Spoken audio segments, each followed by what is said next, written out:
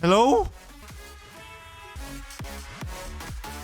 That was not my fault, man.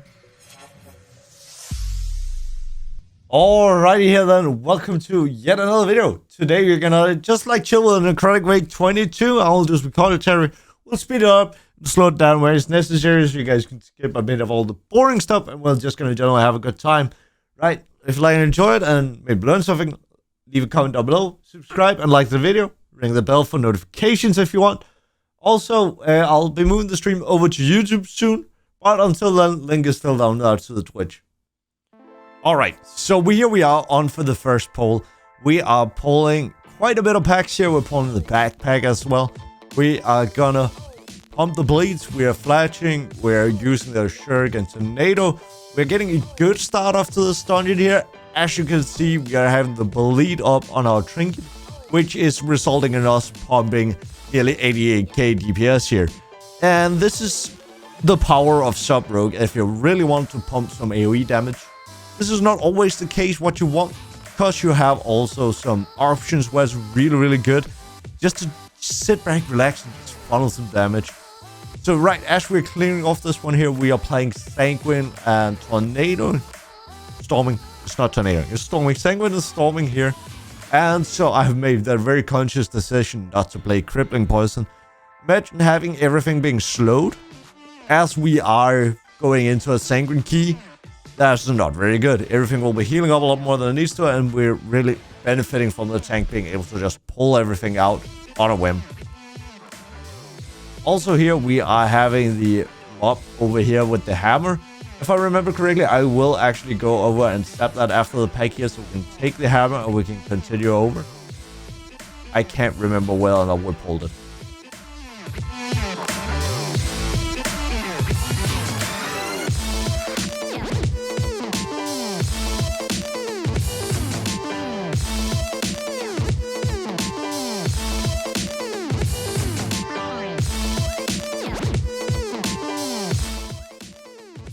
Right, as we can see here, we have or one of the other guys picking up the hammer here as we're going over onto the next pack. This pack here is fairly straightforward. We have a set of relics, so we're going to get that relic for the extra cooldown reduction. There's a few mobs here you want to be careful of, but other than that, I am just bombing away with those black powders. I decided not to play super much funnel this key here. It can be good. It also can be fine just to like have an extra large amount of damage. As you can see here, we're still really comfortable on the high end of the damage meter. We're doing a lot of good stuff here. I'm actually playing with one of my old guildies back in BFA where we raided Jaina. So it's always good to see like some oldies here back again.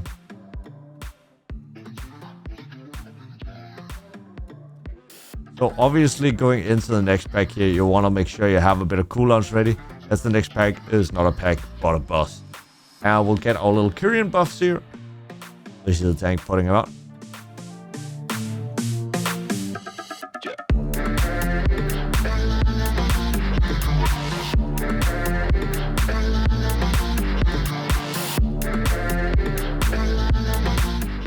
And in we go for the box with a little bit of mobs. These mobs here are not elites and therefore is not affected by the Sanguine. That's fine. That's a bit of funnel damage for me. As you can see, we are doing a good rogue job on pressing those eviscerates about black powder. I know like some of my streamer friends get really mad when I press black powder in our keys. But hey man, I want to do damage too, right? So here we're off to a good start. We use a little bit of the lead trinket there. And we're just like pumping away.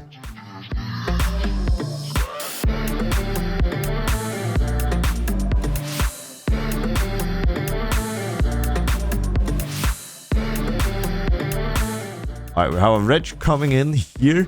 This wretch here is going a little bit to the wrong direction. But we spot it and we move away from it. And here we're just claiming those ads really quickly because they can get pretty brutal here. Pretty brutal. I'm sorry for my speaking voice. But yeah, on Tyranical keys, you really want to be careful with stuff, especially with bosses that spawn stuff. Because bosses that spawn stuff can be a nightmare. if you don't handle it. So like bosses like this guy here, or if you've ever done Hakar on a high key in Tyranical from DOS, Hakar, man, those, you really want to get some stunts out and just rotate those around. They'll be a lot better as well in the long run.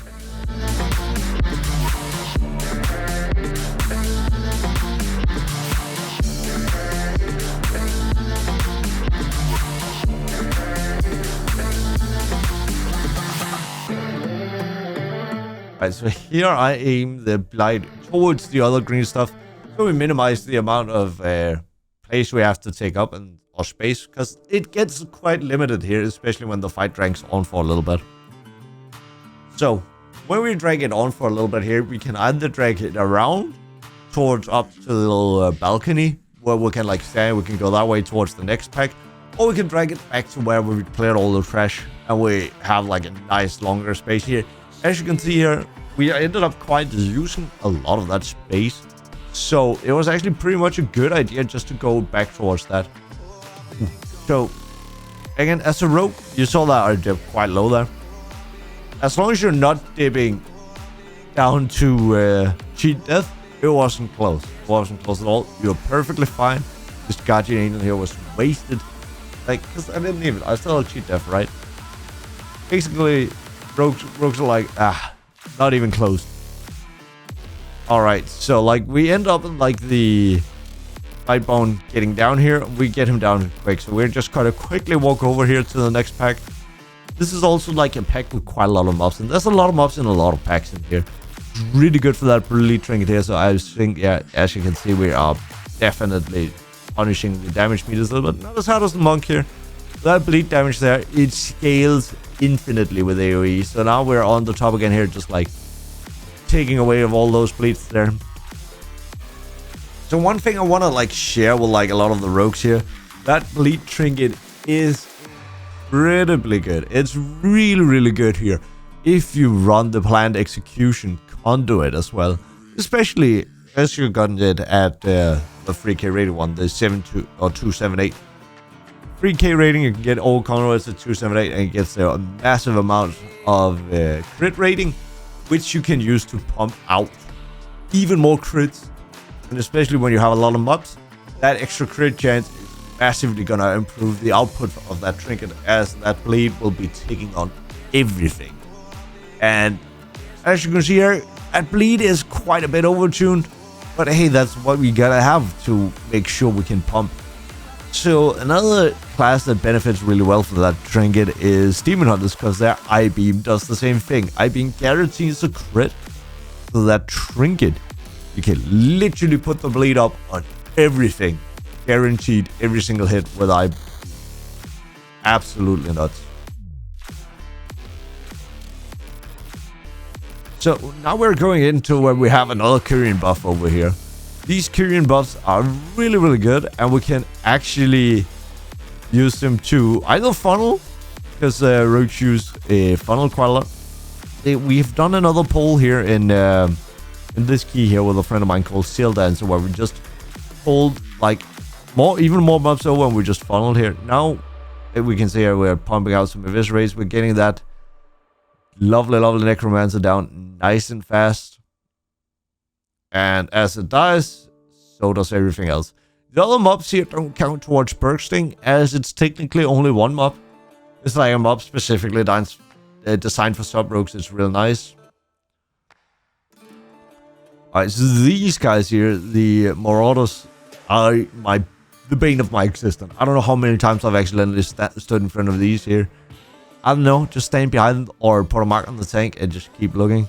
I actually think we are getting a pretty good run here where I'm not ending as much. Of course, you've seen I've ended one place, but I'm pretty sure we'll go through the rest of this here without ending. Alright, chat, tell me in the comment. I mean, you can look at my face. I'll see how focused that guy is. Super duper focused. Tell me in the comment right now if you think I'll be ending some of the more hardest polls here. And potentially also tell me where I'm being ending. We all know that I ended the last boss. But tell me where. So here we pick up a hammer. We go over and we have a priest pick up the spear. So we're fine. as you can see here, we have a bleed buff coming up, right? So you can be like, ooh, tank, pull. So we can like get used to that bleed buff then. But quite often it's actually worth just to like hold it and until you get like another pack. Sometimes it's worth pre-using it so you don't have to, so you get it at the start, or like a couple of seconds shorter, instead of like going in and having to wait like 20 seconds for the buff again. So if you're a real patter here, right, what you would have done here is you would have used the blade here and just like cleaved a bunch of AoE down, even though it's not really needed, but it will look nice on the meters here. So that is one thing you could do. I have done that in quite a few keys just to like pad my DPS and look great. And I did look great. And people were not that impressed. They would match because they knew I was ending. But hey, Lux, right? People care about Lux and Mythic Plus. Right? They don't? Alright, well, yikes. So here we're picking up a Curian buff here. We're being careful that we don't end the, take the next, or the big guy over there. Not the next boss, the big guy. So here we're coming over. And unfortunately, the bleed buff actually just went off. So if I'd been real smart here, I would have popped the bleed buff and I'd just go in and pump. So instead, we're going to go in without the bleed buff and we're just going to pump as much as we can. Anyway, we did use an orb here. There's also another strategy where you actually bring one of the orbs up. So now I still have another bleed buff. I could have used the bleed buff here. Given it wasn't really needed, but like it's also kind of unfair just letting it sit there for a while without actually using it.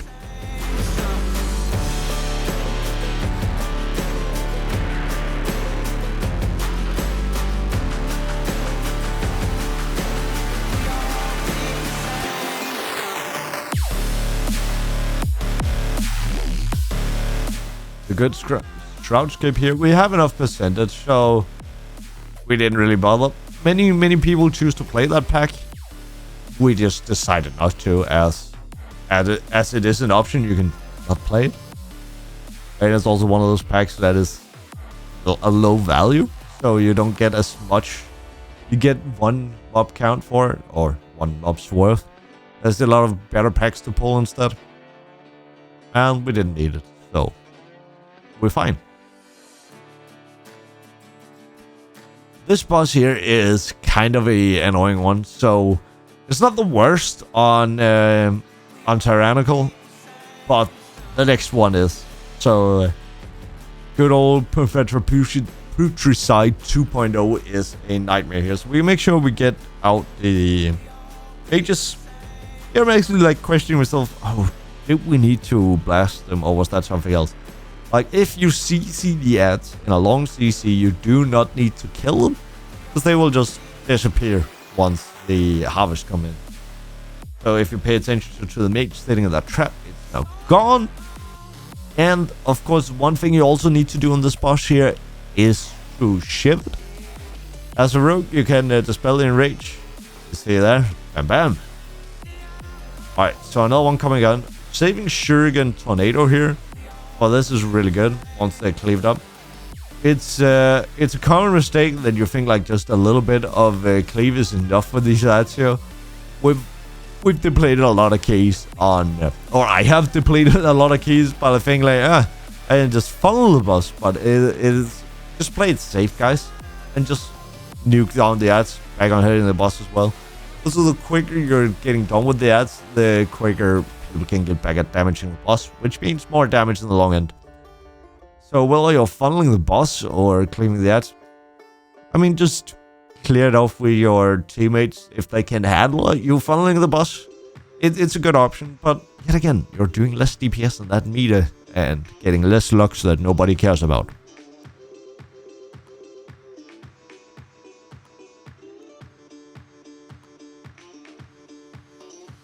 So that's done there. It's actually not the best if we're trying to interrupt it or get it over. If we are putting a CC on them, preferably do like a long CC. And that would be the better way to do it.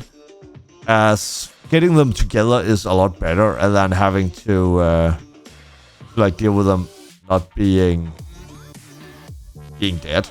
Or like getting together so you can take advantage of the area. If you have one that comes in late and you need to single target down like the last couple of seconds, that could get a bit yikes.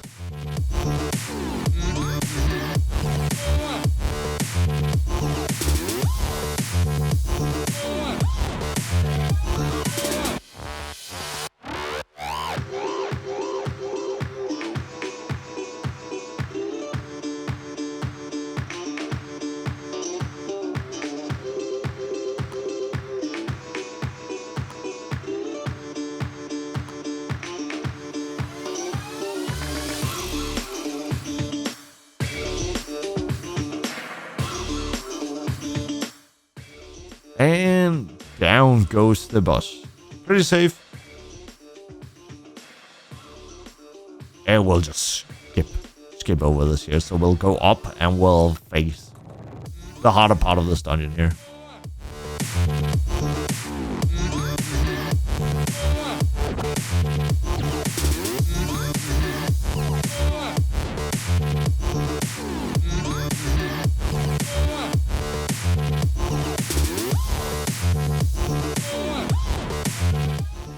So again, here we're pulling in the mobs here little by little. We've done some really bolted pulls up here. We didn't do any in this key here.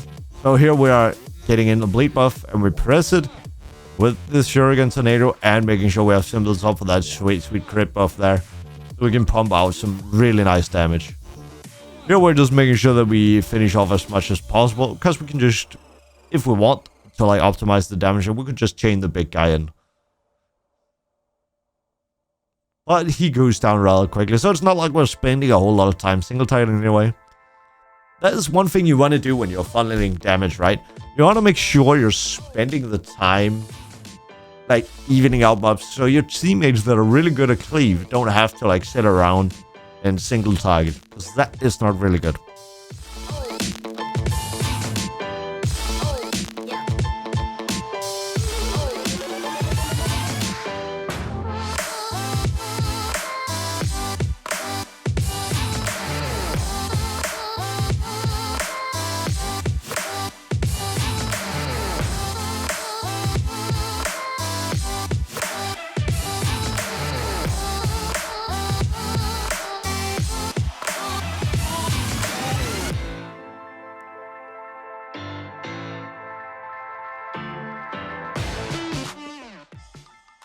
And we're going into yet another amazing pull here. Like, as a rogue, you don't really change much up. Like, you just want to make sure you fit in your burst outside of the times where you need to put out some utility, some stuns or CCs. Right, so we kick the gore splatter here. That is really, really important. Other than that, like, try to make sure that you time your Shuriken Tornadoes in time, because at that point you're going to be spamming that black powder or eviscerate, depending if you're funneling or not. So you don't want to have to like swap away from that to put a cheap shot or a kidney shot onto something. That's not good. Alright, we're getting lucky here with some procs. I don't know if you noticed it, guys, but one of the things that I tend to do as much as possible is try and save up on time by pressing slice and dice before every new pack. So like get a fully charged slice and dice up before we go into a new pack. Also, I try to time my flagellation with my tornadoes, again outside of where we need to do damage. Alright, so this pack here is a pretty simple pack. After this we have the Tomb Up pack, and then we have the two harder packs. The two next packs are, or the two last packs before the boss, are the ones that are best to follow. Those you really want to follow because like they are quite beefy. And I'm fairly sure I didn't do it this key here because lol damage. Still on top of the overalls. I think it was well done, right?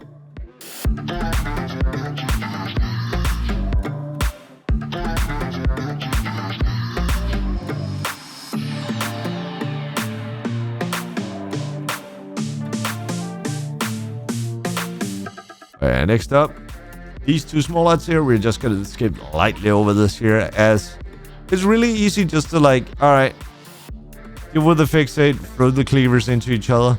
It's not the funniest thing. If you want, you can put Rupture up on both. Just make sure it lasts the full duration. Otherwise, it's not really worth. But let's leave it down and let's get going.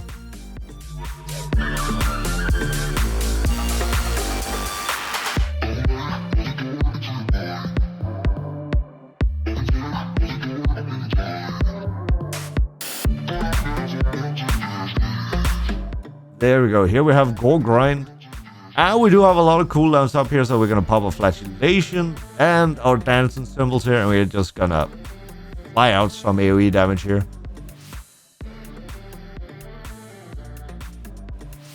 So, as you can see here, we're having a lot of damage in this group here, and even though we're not funneling here, we're still doing pretty well. So Gore Grind is not staying up for too long every time after. It could have been a lot worse. We're doing a lot of damage, so like, even though we're AoE damaging, we're having him as the main target, which is a good idea.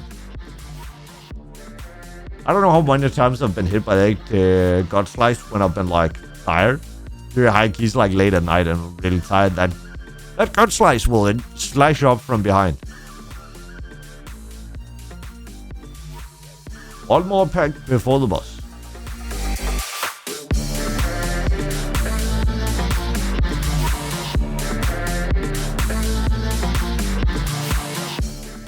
And this is pretty much the same, so we're just gonna skip right past it. Instead of a God Slice, you have a little patch of AoE you need to do.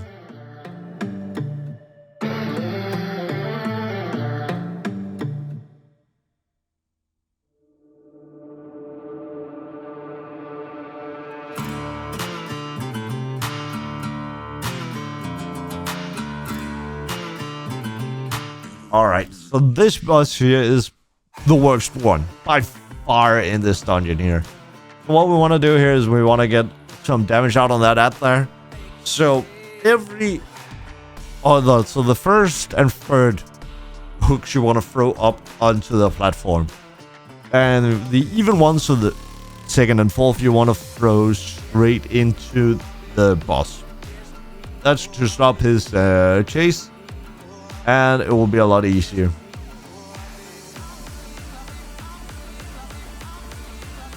Also here, I recommend, like, try and save a spear if you can for the last boss. But you really want to make sure this boss dies here as quickly as possible. If you have to, like, if he goes up more than 2 times, it's kind of game over.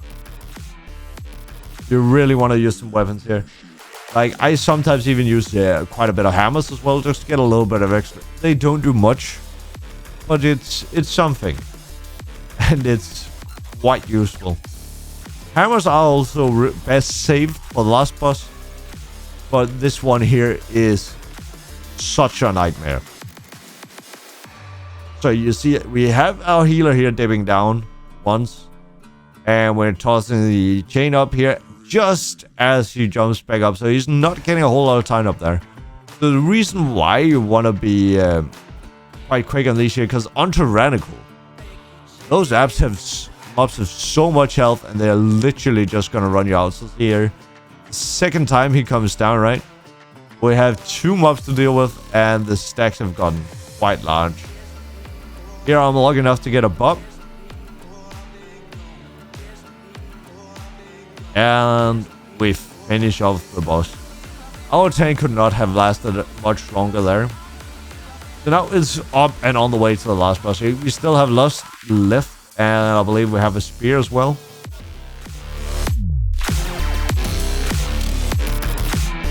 As you can see, damage that I used that hammer.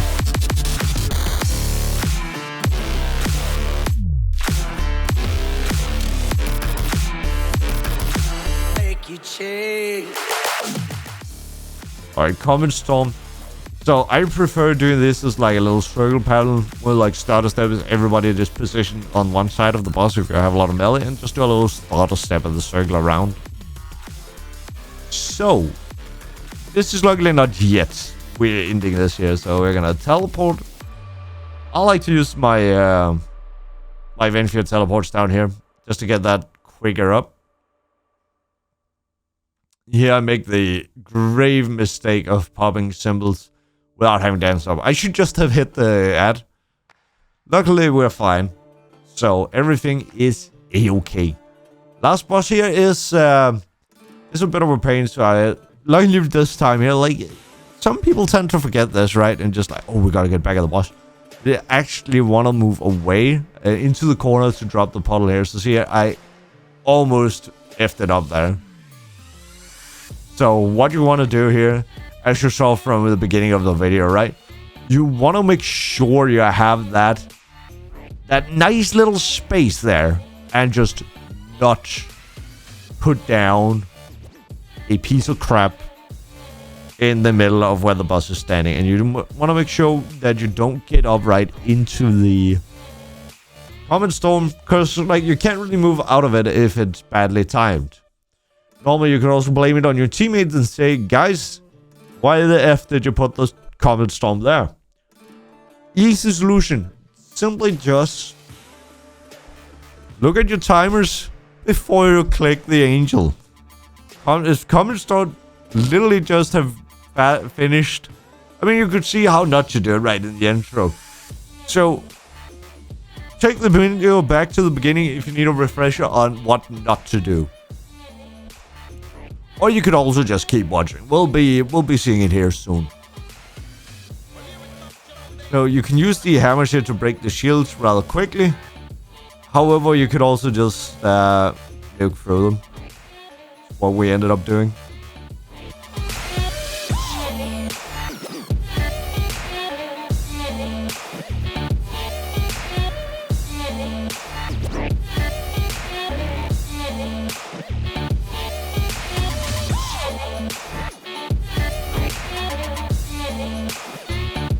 And we have another set of comment storm coming in here. So guys, I can tell you a little bit more about like the recent changes coming to Twitch and why I am intending to move my stream over here to YouTube and this YouTube channel here.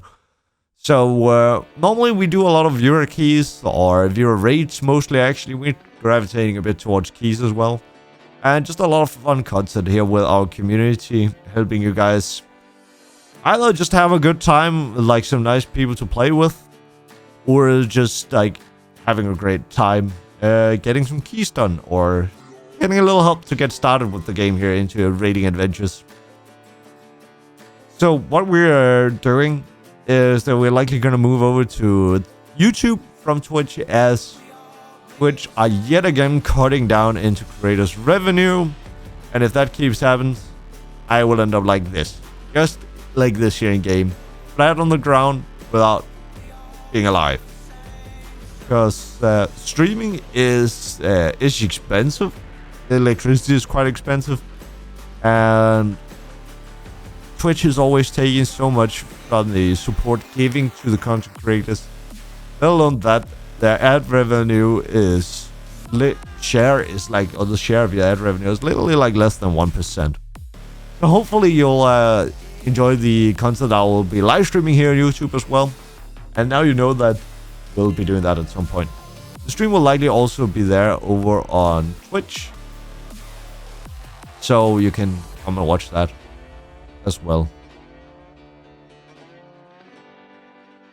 So while we are just gonna finish up the boss here, I hope you guys enjoy this key here and like this style of commentary content, because I'm thinking of doing more of it.